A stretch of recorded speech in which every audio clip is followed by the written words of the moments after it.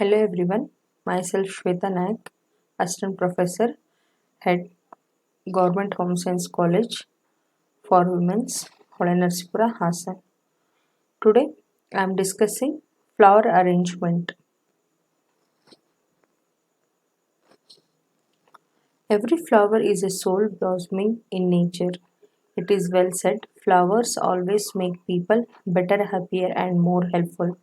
They are sunshine, food, and medicine to the soul.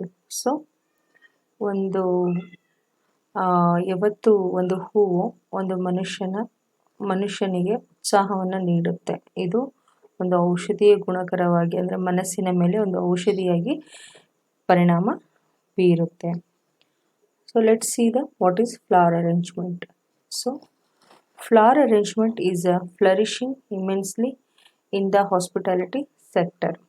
Fresh flower arrangement have become a must in hotels as it adds on to the ambience of the place. So flower arrangement ಅಂದರೆ ನಾವು ಹೂಗಳನ್ನು ಒಂದು hospitality sector ಆಗಿ ಅದನ್ನು decorate ಮಾಡೋದು, ಅದನ್ನು arrange ಮಾಡೋದು, ಅದಕ್ಕೆ ಒಂದು ಅರ್ಥಪೂರ್ಣವಾದ ಮಹತ್ವ ಸಿಗಲಿ ಅಂತ ಹೇಳಿಬಿಟ್ಟು ಆ ಫ್ಲವರ್ ಅರೇಂಜ್ಮೆಂಟ್ ಮಾಡೋದ್ರಿಂದ ನಮಗೆ ಒಂದು ಉತ್ಸಾಹ ಇರುತ್ತೆ, ಅದಲ್ಲದೆ ಅದಕ್ಕೆ ಒಂದು ಮೀನಿಂಗ್ ಇರುತ್ತೆ. So it's nothing but flourishing immensely in the hospitality sector. Areas where flower arrangement are used in hotels. So ನಾವು ಯೂಶ್ವಲಿ ಫ್ಲವರ್ ಅರೇಂಜ್ಮೆಂಟ್ಸನ್ನು ಹೋಟೆಲ್ಸಲ್ಲಿ ನೋಡ್ತೀವಿ, ಮದುವೆ ಸಮಾರಂಭದಲ್ಲಿ ನೋಡ್ತೀವಿ, ಮತ್ತು college functions etcetera. But regarding functions ಎಲ್ಲಿರುತ್ತೋ ಅಲ್ಲಿ ನಾವು ಫಸ್ಟ್ ಅಬ್ಸರ್ವ್ ಮಾಡೋದು ಫ್ಲವರ್ ಅರೇಂಜ್ಮೆಂಟ್. ಸೊ ಈ ಫ್ಲವರ್ ಅರೇಂಜ್ಮೆಂಟ್ ಮೈನ್ಲಿ ನಾವು ಎಲ್ಲೆಲ್ಲಿ ನೋಡ್ತೀವಿ ಅಂತಂದರೆ ಫೈರ್ಸಲ್ಲಿ, ಲಗ್ಗಲ್ಲಿ, restaurant, reception, banquet, lobby, VIP room and suite ರೂಮ್ಸಲ್ಲಿ. ಸೊ ಈ impact of floral arrangement. So ಈ ಫ್ಲವರ್ ಅರೇಂಜ್ಮೆಂಟಿಂದ ಏನು ಇಂಪ್ಯಾಕ್ಟ್ ಆಗುತ್ತೆ ಅಂತ ಹೇಳ್ಬಿಟ್ಟು, it enhance of aesthetic appeal of the area. They add cheer, beauty and life to the environment. They give a refreshing feel to the ಲುಕರ್.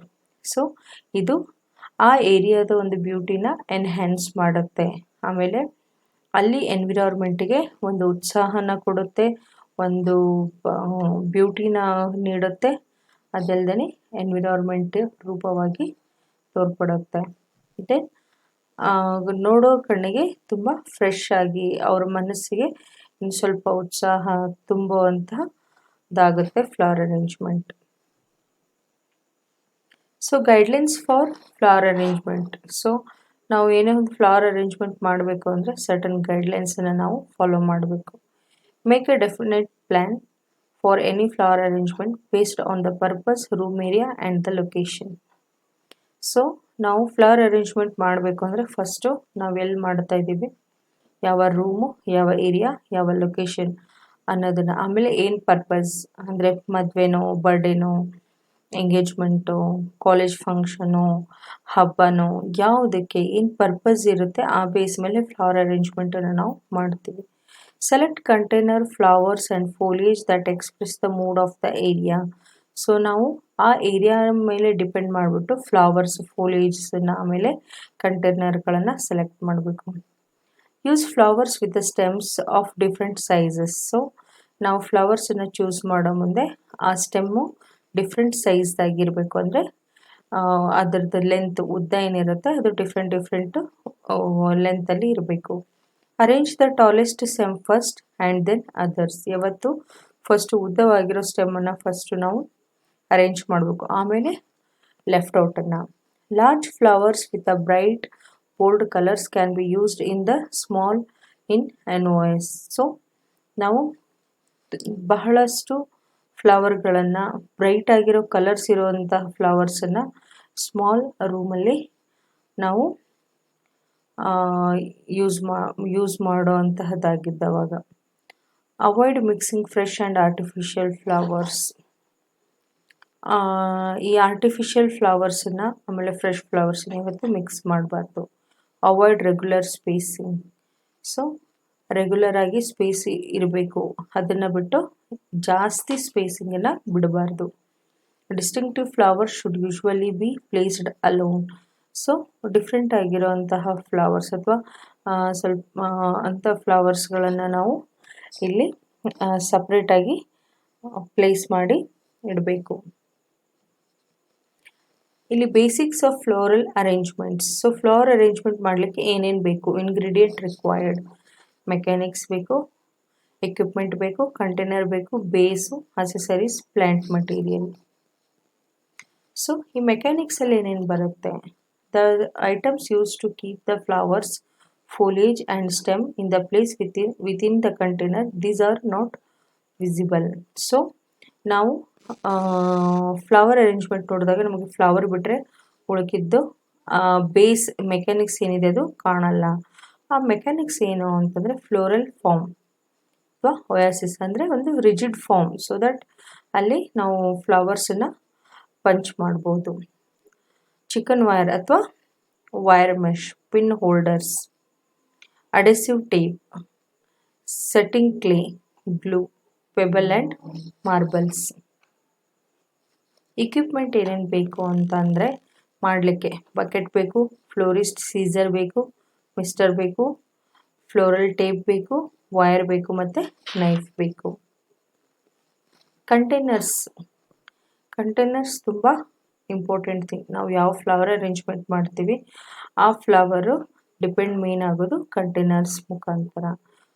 Was and jugs, basket, bowl or tray, breath ಫೈಮ್, candle cups, miscellaneous objects. Bases ಏನು ಬೇಕು? The object kept underneath the container to add beauty to the display or protect the surface. So flower arrangement ಮಾಡೋ ಮುಂದೆ ಅದಕ್ಕೆ beneath ಅಂದರೆ ಕೆಳಗಡೆ ನಾವು use ಮಾಡೋ ಅಂಥ ಮಟೀರಿಯಲ್ ಅದು ಏನಕ್ಕೆ ಅಂತಂದರೆ to protect the surface of the container also, as well as to give a beauty to the flower arrangement. ಒಂದು wood base, second stone base, oriental base, tree section, table mat. Accessories ಏನು ಬೇಕಾಗಬಹುದು ಅಂದರೆ ಇದರ ಜೊತೆಗೆ or non plant material included in the arrangement. Their purpose is generally decorative but could be functional at times. So other than flower arrangement ಅಂದರೆ ಫ್ಲವರ್ಸನ್ನು ಬಿಟ್ಟು ಬೇರೆ accessories ಏನಿಡ್ಬೋದು ಅಂತಂದರೆ bronze lamp, hat, wooden shapes, beads, candles, curved object, shells. ಇದು ಫ್ಲವರ್ ಅರೇಂಜ್ಮೆಂಟನ್ನು enhance ಮಾಡಲಿಕ್ಕೆ ನಾವು ಪಿಕ್ಚರಲ್ಲಿ ನೋಡ್ಬೋದು. ಇಲ್ಲಿ ಫ್ಲವರ್ಸ್ ಇದೆ, ಜೊತೆಗೆ ಅಸೆಸರಿಯಾಗಿ ಕ್ಯಾಂಡಲ್ಸ್ ಇದೆ. ಇದ್ರ ಜೊತೆಗೆ ಪ್ಲ್ಯಾಂಟ್ ಮಟೀರಿಯಲನ್ನು ನಾವು ಏನು ಯೂಸ್ ಫ್ಲವರ್ ಅರೇಂಜ್ಮೆಂಟಲ್ಲಿ ಬರೀ ಫ್ಲವರ್ಸನ್ನು ನಾವು ಮಾತ್ರ ಯೂಸ್ ಮಾಡಲ್ಲ, ಅದ್ರ ಜೊತೆಗೆ ಪ್ಲ್ಯಾಂಟ್ ಮಟೀರಿಯಲನ್ನು ಯೂಸ್ ಮಾಡ್ತೀವಿ. Flowers, tall stem, bold leaves, foliage, dried plant material, artificial plant ಮಟೀರಿಯಲ್ಗಳನ್ನು ಯೂಸ್ ಮಾಡ್ತೀವಿ. ಸೊ ಇಲ್ಲಿ ಬಂದು ಫೋಲಿಯೇಜ್ ಅಂದರೆ refer to leafy plant material used in flower arrangement, ಅಂದರೆ ಎಲೆಯ ಭಾಗವನ್ನು ನಾವಿಲ್ಲಿ ಫೋಲಿಯೇಜ್ ಅಂತ ಕರಿತೀವಿ. ನಾವು ಬರೀ ಹೂವನ್ನ ನಾವು ಅರೇಂಜ್ಮೆಂಟ್ ಮಾಡಿರೋದು ಅಷ್ಟು ಚೆನ್ನಾಗಿ ಕಾಣೋಂಗಿಲ್ಲ. ಸೊ ಅದ್ರ ಬ್ಯೂಟಿನ ಎನ್ಹ್ಯಾನ್ಸ್ ಮಾಡಲಿಕ್ಕೆ ನಾವು ಫೋಲಿಯೇಜ್ನ ಯೂಸ್ ಮಾಡ್ತೀವಿ. For example palm leaves, boxwood, ivy, pine, golden rods, fern, thuja, bamboos. Fillers.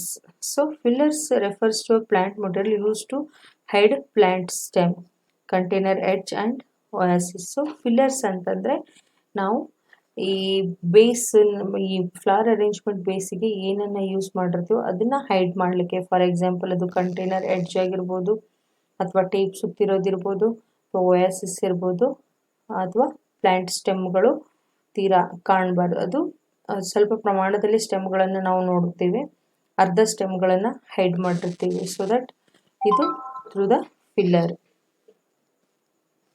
Next ಬಂದು ಸ್ಟೈಲ್ಸ್ ಆಫ್ ಫ್ಲವರ್ ಅರೇಂಜ್ಮೆಂಟ್. ಈ ಸ್ಟೈಲ್ಸ್ ಆಫ್ ಫ್ಲವರ್ ಅರೇಂಜ್ಮೆಂಟಲ್ಲಿ ಸುಮಾರು ವಿಧಗಳಿದ್ದಾವೆ. ಅದರಲ್ಲಿ ಟ್ರಯಾಂಗ್ಯುಲರ್, ಸರ್ಕ್ಯುಲರ್, ಕ್ರೀಸೆಂಟ್, ಫ್ಯಾನ್, ಹಾರ್ಗ್ರೋತ್, ಇಗ್ಬಾನ. ಇದ್ರ ಜೊತೆಗೆ ವರ್ಟಿಕಲ್ ಶೇಪ್ ಇದೆ, ಹಾರಿಜಾಂಟಲ್ ಶೇಪ್ ಇದೆ. ಸೊ ಟ್ರಯಾಂಗುಲರ್ ಶೇಪ್ ಅರೇಂಜ್ಮೆಂಟ್ ಈ ರೀತಿ ಇರುತ್ತೆ. Most common arrangement made in the shape of triangle, commonly found on reception counter, buffet table, side stations, and GRE lobby managers desk. So ಇದು triangle ಶೇಪನ್ನು depict ಮಾಡುತ್ತೆ.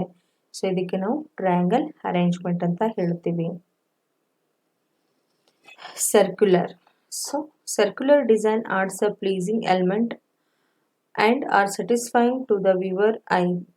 It is loved by nature since majority of flowers lies in this shape. In fact, it is also easier to arrange flowers in a circular fusion.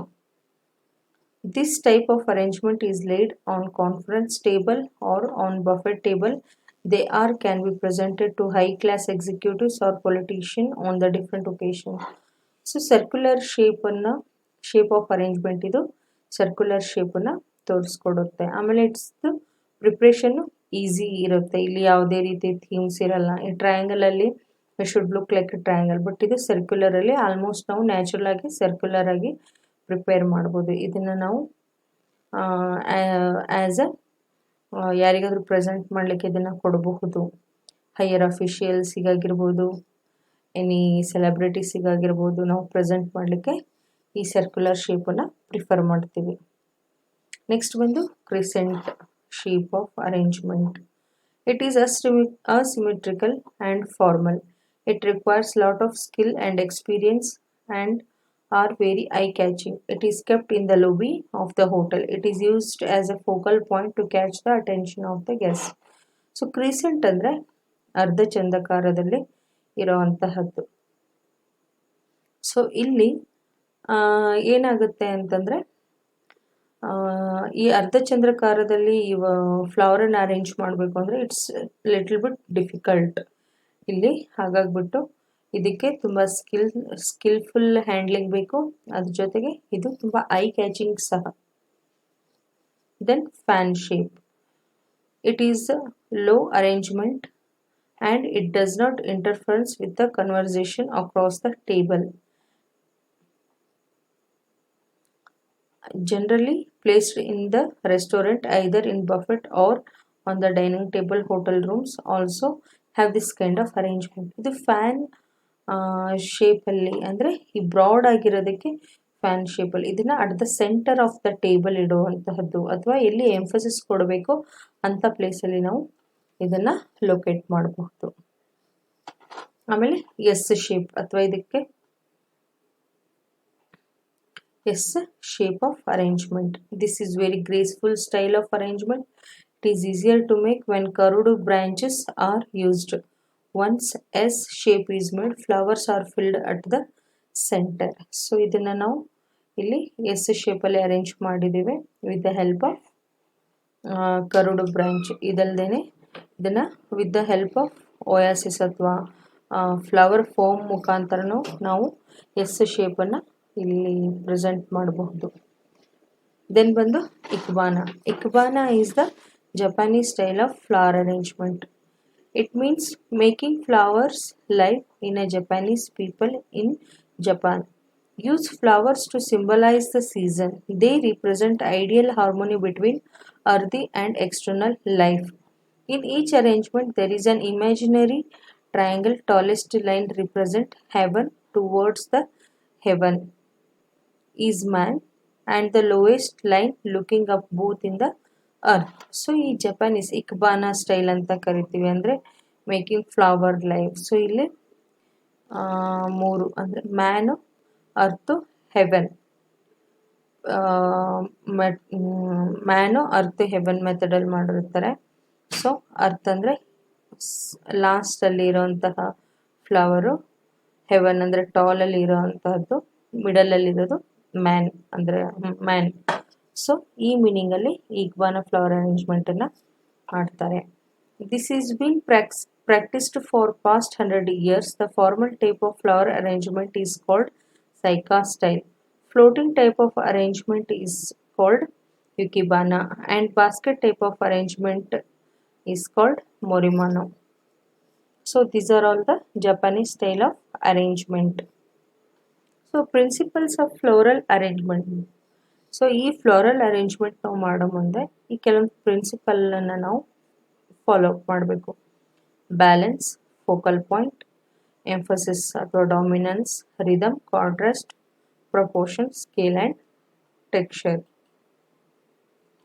Balance ಅಂದವಾಗ means that the finished arrangement does not fall over or look as if it will fall over. Physical balance, asymmetrical, symmetrical, visual balance. So ಈ ಬ್ಯಾಲೆನ್ಸನ್ನು ನಾವಿಲ್ಲಿ ಎರಡು ರೀತಿಯಾಗಿ ಕೊಡ್ತಾ ಇದ್ದೀವಿ. ಅಂದರೆ ಒಂದು ಫಿಸಿಕಲ್ ಬ್ಯಾಲೆನ್ಸ್, ಆಮೇಲೆ ವಿಜುವಲ್ ಬ್ಯಾಲೆನ್ಸ್. ಅದು ಬಿದ್ದು ಹೋಗ್ತಾ ಇದೆ ಅನ್ನೋ ರೀತಿ ಕಾಣಬಾರ್ದು. It should be perfect, symmetric ಆಗಿ ಇರಬೇಕು, ಇಲ್ಲ ಅಸಿಮೆಟ್ರಿಕ್ ಆಗಿರಬೇಕು. ಆದರೆ ಅದು ಬ್ಯಾಲೆನ್ಸ್ ಪೂರ್ವಕವಾಗಿ ಇರಬೇಕು. ನೆಕ್ಸ್ಟ್ ಬಂದು focal point is composed of some massive material such as a large flower, bright color, or something that will immediately attract attention of the onlooker. So ನಾವು ಫ್ಲವರ್ ಅರೇಂಜ್ಮೆಂಟನ್ನು ಬಳಸಿದಾಗ ಇಲ್ಲಿ ಕ್ಯಾಶುವಲ್ ಆಗಿ ನಾವು ಫ್ಲವರ್ ಅರೇಂಜ್ಮೆಂಟ್ ಮಾಡಿದರೆ ಇಲ್ಲಿ ಅಷ್ಟು ಕಣ್ಣು ಹರಿದಾಡಲ್ಲ. ಅಂದರೆ it should focus that point. So ಇಲ್ಲಿ ಏನು ಮಾಡಿದರೆ ಇಲ್ಲೆರಡು ವೈಟ್ ಕಲರನ್ನು ಪ್ರಿಫರ್ ಮಾಡಿದರೆ, ಇಲ್ಲಿ ಡಾರ್ಕ್ ಕಲರನ್ನು ಪ್ರಿಫರ್ ಮಾಡಿ. So it highlight the thing, ಅಂದರೆ it should focus the thing. ಇಲ್ಲಿ ಲಾರ್ಜ್ ಫ್ಲವರ್ಸನ್ನು ಯೂಸ್ ಮಾಡ್ಬೋದು, ಅಥವಾ ಬ್ರೈಟ್ ಕಲರ್ಸ್ ಇರೋವಂಥ ಫ್ಲವರ್ಸನ್ನು ಯೂಸ್ ಮಾಡಿ ಈ ರೀತಿ ಫೋಕಲ್ ಪಾಯಿಂಟನ್ನು ಕ್ರಿಯೇಟ್ ಮಾಡಬೇಕು. Emphasis of dominance may be achieved through the use of dominant colour, size, shape or a texture, or by using larger forms or stronger color. So flower ಅರೇಂಜ್ಮೆಂಟಲ್ಲಿ emphasis ಕೊಡುವಂತಹದ್ದು ತುಂಬ important. So ಈ ಎಂಫಸಿಸನ್ನು ನಾವು either through colour ಅಥವಾ size, shape ಅಥವಾ texture of the flower ಅಥವಾ larger forms, larger size of flower arrangement use ಮಾಡ್ಕೊಳ್ಳೋ ಮುಖಾಂತರ ಎಂಫಸಿಸನ್ನು ನಾವು ಕ್ರಿಯೇಟ್ ಮಾಡಬಹುದು. Rhythm may be obtained through the repetition of shapes, hue, line, direction.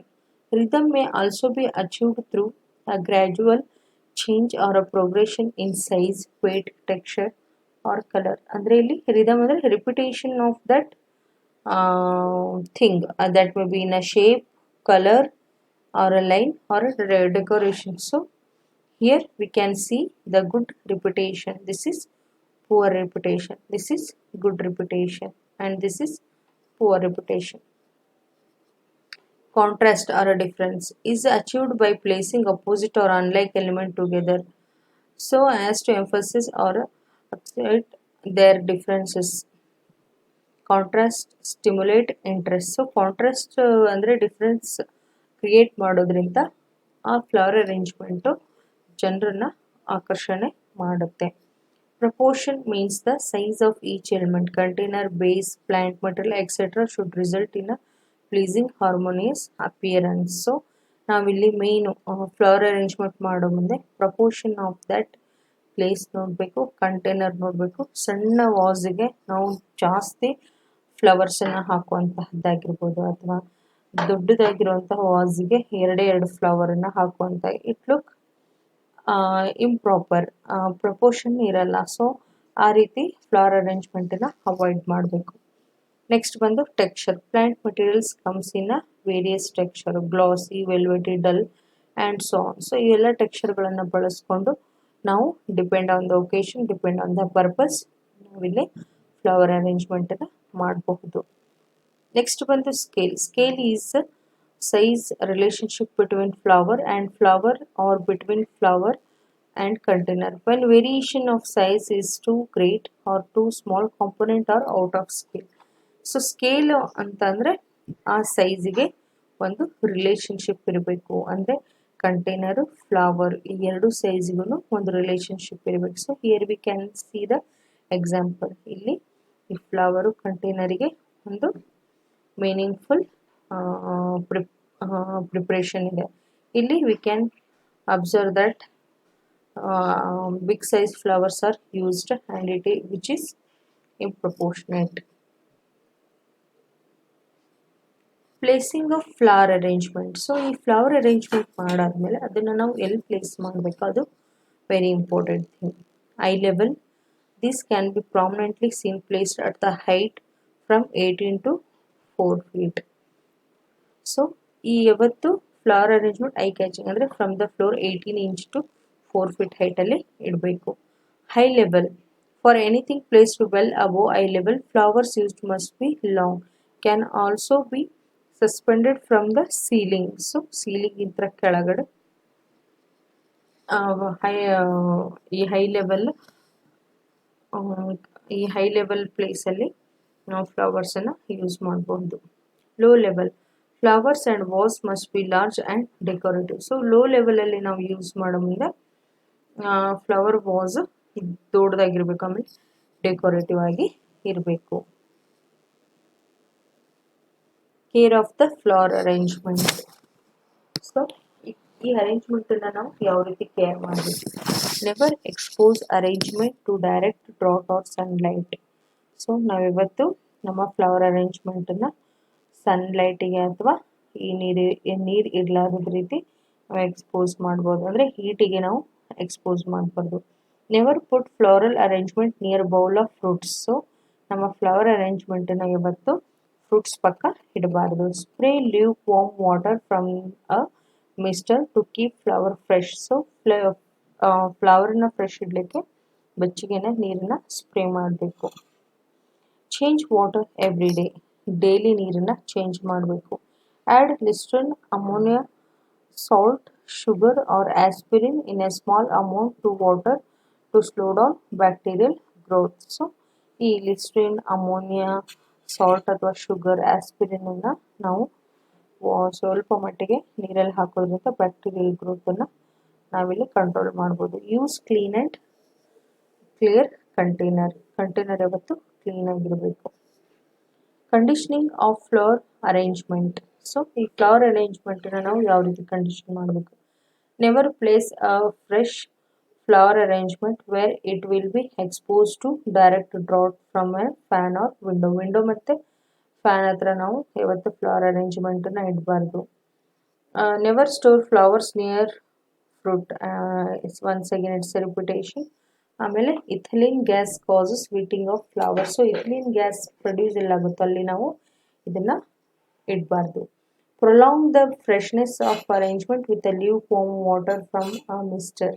So ನಾವು ಉಗುರು ಬೆಚ್ಚಗೆ ನೀರನ್ನು ಸ್ಪ್ರೇ ಮಾಡೋದ್ರಿಂದ ಸ್ವಲ್ಪ ಈ ಫ್ರೆಶ್ನೆಸ್ಸನ್ನು ಜಾಸ್ತಿ ದಿನ ಇಡಬಹುದು. Change water every day.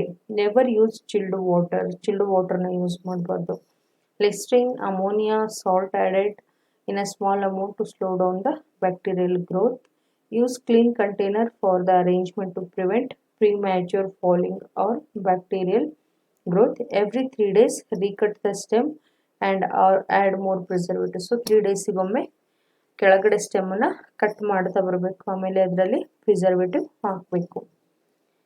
So these are all regarding flower arrangement.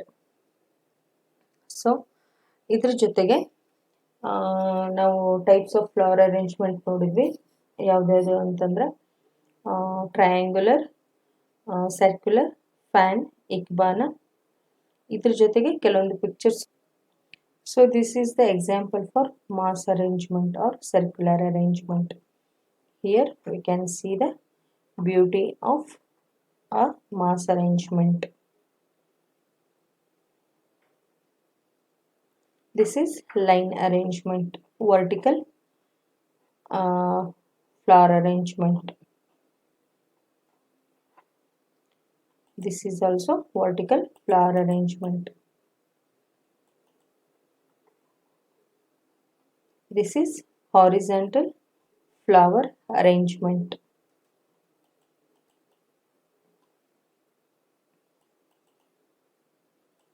This is triangle flower arrangement.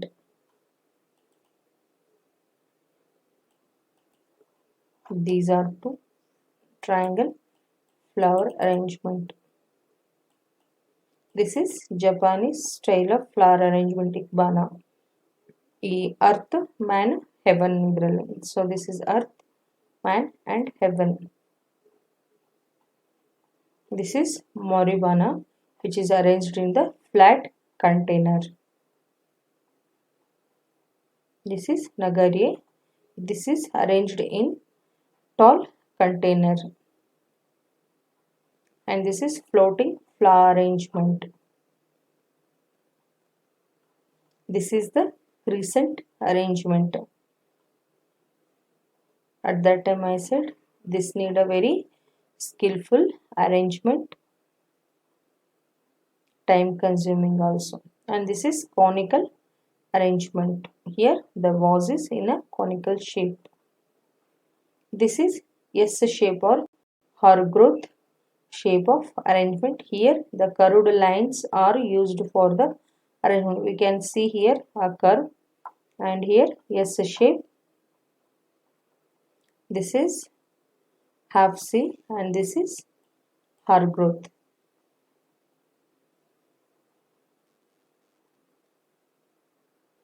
So these are the some of the pictures which shows the varieties of flower arrangement along with the already taught one.